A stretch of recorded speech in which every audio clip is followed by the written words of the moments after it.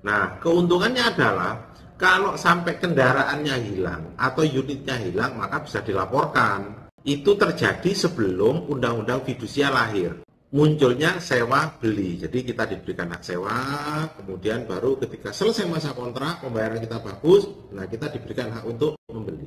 Itu masalahnya.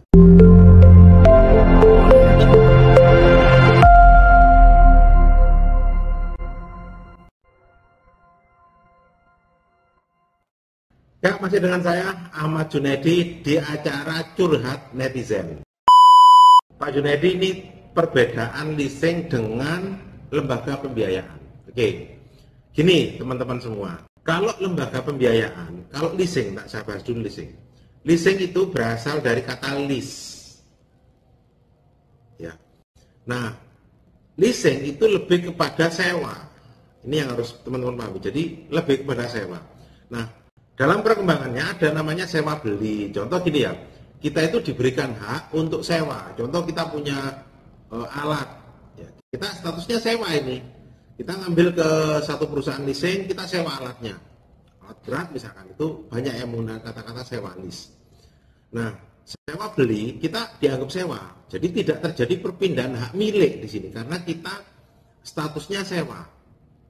Kemudian yang selanjutnya ketika dalam proses persewaan itu jalan, nah, karena kita sebagai penyewa, maka kita diberikan hak untuk membeli. Nah, itu namanya sewa beli. Leasing, sewa beli. Nah, tetapi harusnya kalau leasing itu tidak ada uang muka karena statusnya adalah sewa. Uang mukanya di akhir. Jadi prosesnya sewa, baru kita punya hak untuk membeli, sehingga tidak terjadi peralihan hak kepemilikan. Ini perbedaannya. Tapi kalau namanya lembaga pembiayaan, ini membiayai, contoh membiayai pembelian. Nah, makanya kalau kita bicara beberapa perusahaan, ya, contoh finance, kan kebanyakan finance ini. Contoh misalkan Finansia Multi Finance, Dinamika Adira Dinamika Multi Finance, gitu ya. Nah, tapi kalau finance dia punya perusahaan pembiayaan karena sistemnya sudah bukan leasing lagi.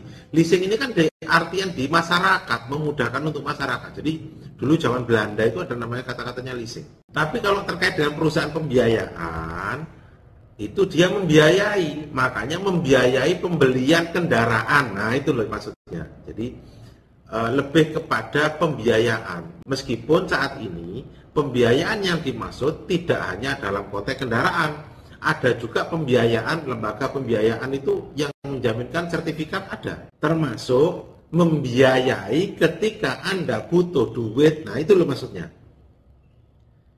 Jadi perbedaan leasing dan lembaga pembiayaan konsumen itu berjalannya seperti itu biasanya. Lembaga pembiayaan konsumen itu membiayai kita, baik membiayai kita butuh duit, contoh kita utang dengan jaminan BPKB, itu kan lembaga pembiayaan. Tapi kalau leasing itu lebih kepada sewa beli. Jadi kita sewa, akhirnya beli. Nah, sewa beli masih ada enggak Pak prakteknya? Masih. Jadi masih banyak perusahaan yang menerapkan perjanjiannya adalah leasing, sewa beli.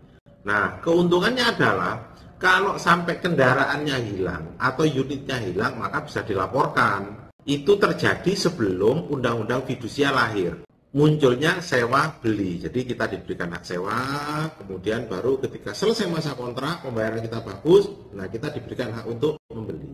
Itu masalahnya. Jadi sewa beli itu muncul di awal-awal tahun dulu. Nah, kemudian muncul lagi perkembangannya fidusia, yaitu kredit dengan jaminan benda itu sendiri, itu namanya fidusia ya.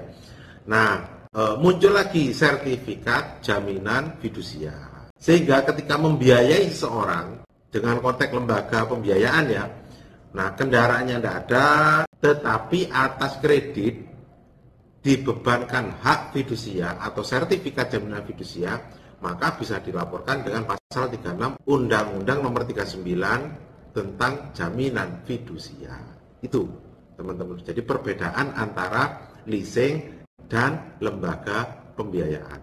Semoga bermanfaat.